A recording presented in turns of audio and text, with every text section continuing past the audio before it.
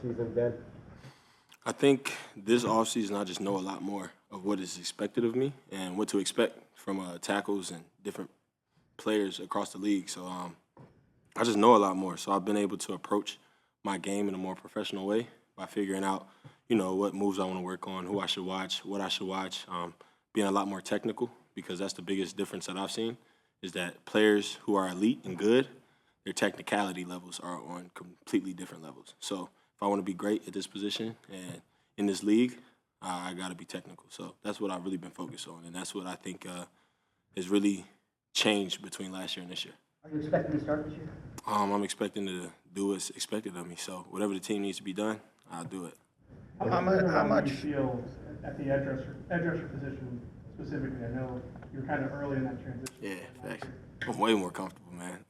Last year, it was all coming at you fast. You kind of just try to keep your head, play your rules. But now I feel as if, I can understand the game a lot more. I can play within the player that I am and have a little bit more personality out there instead of being so cookie cutter. So I'm excited about that. What's the hardest part of the position?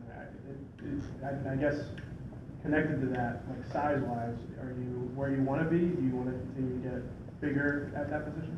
I want to keep getting better. So whatever weight Nando and our great strength staff has for me, I'm comfortable with it. We put in a lot of work every day lifting, so I'm lifting big, trying to lift with the big boys, the D linemen. I think the power's gonna come along, especially with the technicality. As a rookie that won the Super Bowl, what did you learn about the process to not only get there but to win it? Say again? As a rookie that won the Super Bowl, yeah. What did you learn about the process to get to that point and to win it? I learned how to follow. Last year, we had BG, the great BG, the legendary BG, Josh Sweat in the room, Huff, everybody, a whole bunch of vets. So I learned how to, kind of stay in my place, or not even necessarily stay in my place, but to be able to look at somebody and ask for advice instead of trying to be so high-strung. We have some great leaders in this building, Jordan Mailata, Lane Johnson, Jalen, AJ. So you look to players like that, Saquon, you look to them because they step up in big moments. And, when you got Jalen Hurts throwing crazy dimes to Devontae or AJ, anybody, Jahan, I don't want to fall short in my job. So I just make sure I focus and I can keep up to the standard that they have for us. How does that change with BG and Sweat not here now? Like, do you feel like you have to kind of step up into that void? Not necessarily. I think with the group that we're having now, just the youth, just how excited we are to play, the speed, I think is going to be a lot different. I think we've got a lot of different rushers in my room this year. So it's a huge loss just knowing the amount of reps that they've gotten in the football that they've seen. So you can't bounce as many questions off because they're not in the building. But I'm super excited for what we got in the room this year. You mentioned the technique aspect of it for you. How much did working against Lane and Jordan, focus that in for you to know that you've got to be at the top sort of fundamentally? It was huge. When you are a rookie learning a position and you're going against Lane Johnson and you don't even get within 4 yards of the quarterback every rep, you got to figure something out. So just being able to watch back reps and then ask him. Lane Johnson's a huge guy of he'll tell you, hey, try this next time, do this because I'm thinking this. Jordan's the same way, and I go back to what I said earlier.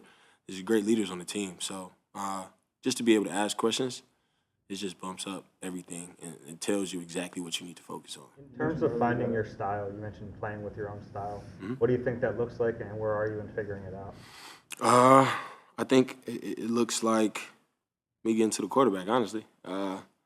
That's my job, and that's what I want to be able to do for my teammates and my team and this organization. So just figuring it out through training camp. That's what training camp's for, working on my moves, developing my bag, or OTAs, and then into training camp, just developing my bag and being able to work the fine details and go into the season with some good rushes. Do you feel like, because a lot of coaches will say, or scouts, when they talk about pass rushers, they'll talk about, does he have a plan?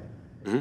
What does he do to get to the quarterback? Where are you in that stage of developing a plan or having a bag? I mean, when did it start for It started last year when I started learning that your bag and your plan is different depending on which side you're on, which tackle you're going against, the history you have with that tackle, the history they have with different moves. So right now, I'm just developing my bag, developing everything. But when it gets into the season, being able to sit down and watch a specific tackle, seeing what he gotten beat with, seeing what he doesn't get beaten on, how he plays, what he likes to do, what he doesn't like to do, what rushers like to do against him, that all comes into play when it turns into your plan and what you got in your bag and what you want to utilize when you're going against them.